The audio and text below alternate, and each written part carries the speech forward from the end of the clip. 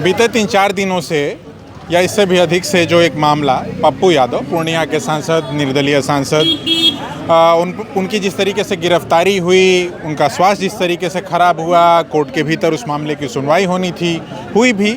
उस मामले में बेल मिली, लेकिन बेल मिलने के बावजूद अभी तक वो जेल में हैं, क्योंकि अलग अलग मामले हाल फिलहाल जो है खोल दिए गए या उन पर लाद दिए गए। तो उनके वकील हैं, आज तो आए भी थे, हालांकि कोर्ट परिसर को बार बार बम से उड़ाने की धमकी पता नहीं कौन ईमेल से। वो जो मामला आप लोग देख रहे हैं कि अभी आज कोर्ट में चूंकि 2 कारणों से काम नहीं हो पाया। एक तो बम का एक नया पैटर्न चला है कि बम का एक मेल आ जाता है कि बम है और इस वजह से कार्य को प्रभावित कर दिया जाता है, तो ये भी एक चीज़ है। और दूसरा वजह ये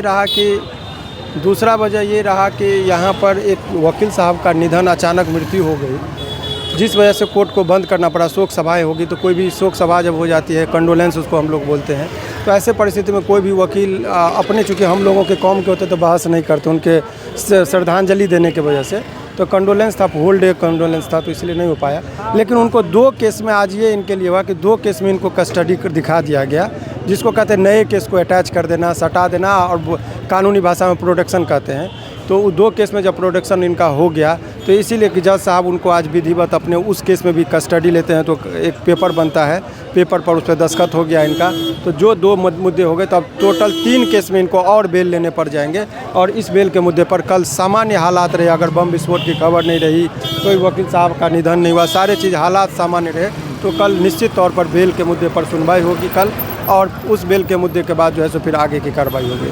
वकील साहब, एक चीज़ बहुत सारे लोग समझना चाहते हैं, जो आम जनमानस समझना चाहता है, कोई 30-31 साल पुराने मामले में कैसे किसी को जेल हो सकती है? क्या उसके पास समन पहुंचता नहीं था?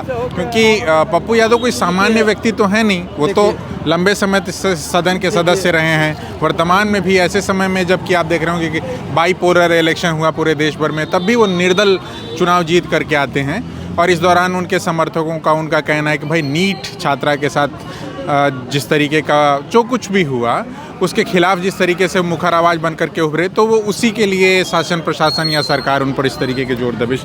तो आप लोग क्या पा रहे हैं जब उनके केस को आप परसू कर रहे हैं? तो देखिए, ये जो आप सिस्टम को तो समझ रहे हैं, सरकार है, सरकार के पास असीम शक्तियाँ होती है, और शक्तियाँ होता है जन कल्याण के लिए। अगर उसका विध्वंसकारी तरीके से किया जाएगा, उसी पर अंकुश लगाने के लिए कोर्ट कचहरी होता है। तो कोर्ट में प्रक्रिया ही सज़ा के बराबर होता है, प्रोसीजरल पनिशमेंट कहते हैं। इंडियन जुडिशरी सिस्टम में प्रोसेस इतना लंबा होता है कि वो सज़ा के बराबर हो जाता है। अगर मान लीजिए 2 दिन बाद ही सही अगर वो निकल गए, लेकिन ये 2 या 4 दिन जो जेल में रहे, वो पल तो लौट के नहीं आएगा। तो ये प्रोसीजरल पनिशमेंट इसको हम लोग कहते हैं कि सज़ा भी जो है, प्रक्रिया भी सज़ा से कम नहीं होती है। तो अभी जो है कानूनी व्यवस्था, उसी का सबको पालन करना है। तो ये प्रोसीजरल पनिशमेंट की वजह से इनको अभी लंबे अवधि तक जेल में रहना पड़ रहा है। लेकिन कल जो है 3 केस अब इनको प्रोटेक्शन कर दिया गया है, तो इन तीनों केस में इनको बेल मिलेगा और बहुत जल्दी ये बाहर होंगे। जैसे कुर्की जब्ती तो तब होती है कि कोई एब्सकॉन्डिंग होता है, कहीं वो है नहीं मौजूद, पब्लिक सीन में नहीं है।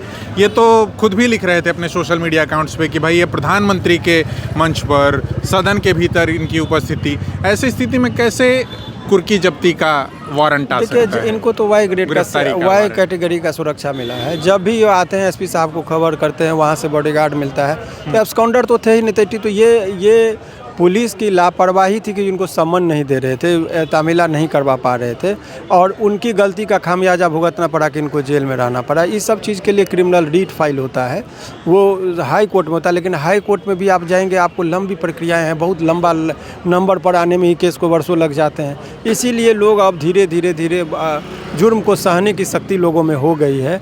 अब बहुत हद तक जुर्म को लोग सहने लगे हैं। पहले ऐसी बातें नहीं थी, लेकिन अब जो व्यवस्थाएं हुई है, जुर्म को सहना पड़ रहा है मजबूरी में से, चूँकि न्याय मिलने में बहुत समय लग जा रहा है। तो इस पर न्यायपालिका के साथ साथ सभी लोगों को सोचना है। आज ये पप्पू यादव जी का सवाल नहीं है, सवाल एक आम आदमी का भी है। आप भी परेशानी में होंगे तो यही चीज़ होगा, हम भी जाएंगे तो यही होगा। आज पप्पू यादव का मामला है, कल के डेट में अगर पप्पू यादव जी सत्ता में आएंगे, तो तब जो विपक्ष में इनको सता रहा है, तो उन लोगों के साथ भी यही हथकंडे अपनाए जाएंगे। तो लोकतंत्र की खूबसूरती जो वो ख़त्म हो जाएगी, क्योंकि लोकतंत्र में पक्ष का इतना ही महत्व है जितना विपक्ष का महत्व है। और विपक्ष लोगों की आवाज़ बनता है, सत्ता को पक्ष का आलोचना करता है ताकि वो सुधार करे। इस चीज़ को यदि पर्सनल चीज़ पर लेंगे, पहले एक बहुत ही शिष्टाचार था, पक्ष विपक्ष कहीं मिलते थे तो ये सामान्य बातें होती थी और फिर अपना सदन में जो रहा वही होता था। लेकिन अब इसको पर्सनली दुश्मनी में लोग कन्वर्ट कर रहे हैं, निजी मामले पर लेके चले जा रहे हैं, तो ये खूबसूरती नहीं रह गई लोकतंत्र के लिए। बाकी लोग है, जनता है, समझ रही है क्या हो सकता है उन तमाम मुद्दों पर। वही जो पुराना मामला जो सबसे ज़्यादा जिसको लेकर के बातचीत हो रही थी कि 30-31 साल पुराने वाले मामले में तो बेल मिल गई, तो अब कौन से ऐसे तात्कालिक तौर पर और कौन से मामले उन पर? 2 मामले जोड़े गए हैं। एक आपको कोतवाली 289 2017 का केस है, एक और 13 समथिंग करके 2019 का केस है। अच्छा, ये कौन से मामले हैं? ये सभी आंदोलन से संबंधित है। जैसे कहीं पर कोई हत्याएं होती थी, आंदोलन करते थे, धरना करते थे, पैदल मार्च करते थे, तो उस सब में केस कर दिया जाता है। तो अब ताकि कोई आंदोलन भी नहीं कर सके, जैसे छात्र किया गांधी मैदान से, तो प्रशांत किशोर पर भी केस कर दिया गया था। तो अब तो वो विस्फोट नहीं हो पा रहा है, लोग रोड पर आना ही नहीं चाह रहे, लोगों में अब वो गर्मी नहीं रह गई। अब भी जिसका खून न खौला, खून नहीं वो पानी है। अब हर लोग चाहते हैं कि भगत सिंह पैदा हो, लेकिन मेरे घर में नहीं, पड़ोसी के घर में। तो वो जो टेंडेंसी हो गई, इसी वजह से इस सत्ता पक्ष के द्वारा एक कुचला जा रहा है लोकतंत्र को, यही चीज़ देखने को मिल रहा है। ये जो कहा जा रहा है कि इस दौरान जब पप्पू यादव की गिरफ्तारी होनी थी तो उनके समर्थकों ने कन्फ्रंट किया पुलिस को, या जिस तरीके तो से, वहाँ मीडिया के सामने वो मामला भी संभवतः दर्ज हुआ है आप लोगों पर। हाँ, उसमें 3 मामले में कल इनको बेल होगा, बेल के मुद्दे पर सुनवाई होनी है। वो तीनों मुद्दा में, जिसमें ये भी एक है। लेकिन देखिए, इतना भी निर्लजतापूर्ण बातें नहीं होनी चाहिए। कैमरा लगा हुआ है, हजारों मीडिया है, कौन गाली दिया, कौन धक्का मुक्की किया पुलिस के साथ, कुछ भी इस तरह की वारदात नहीं हुई। ऑन कैमरा है, वो शुरुआत में वारंट मांगे, वो अधिकार है, वारंट मांगे, वारंट लेके आया, फिर हमसे दिखाया गया, मैं भी घटनास्थल पे था, मैंने कहा कि वारंट आ गया, गिरफ्तारी आपको दे देनी चाहिए।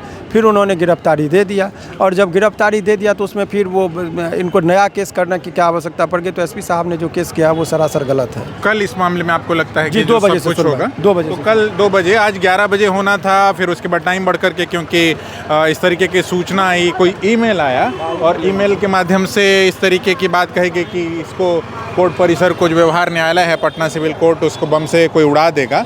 तो उसके बाद इस तरीके से जो है पूरे कोर्ट की जो सारी चीज़ें होनी थी वो नहीं हो पा रही थी। आज जबकि कुछ हुई हैं चीज़ें, और कॉन्डोलेंस भी हो गया इसी दौरान, तो पप्पू यादव आए और 2-4 मिनट के भीतर ही जो कुछ हुआ उसके बाद वो चलते बने यहाँ से। तो हालांकि अभी भी उन्हें जो है सारे मामलों में जो है बेल नहीं मिली है, इसलिए भी वो बेऊर जेल में हैं। कल इस मामले में 2 बजे फिर से सुनवाई होगी और फिर जो सारी चीज़ें निकल कर के आएंगी वो आएंगी। तो अभी हमने उनके वकील जो हैं इस पूरे मामले में उनसे बातचीत करके क्या कुछ हुआ और कल क्या कुछ होने की संभावना है इस पर बातचीत की। अभी के लिए फ़िलहाल इतना ही। फॉलो अप बिहार के लिए मैं विष्णु नारायण, बहुत धन्यवाद। TheFollowUp.in, like, share and subscribe. www.thefollowup.in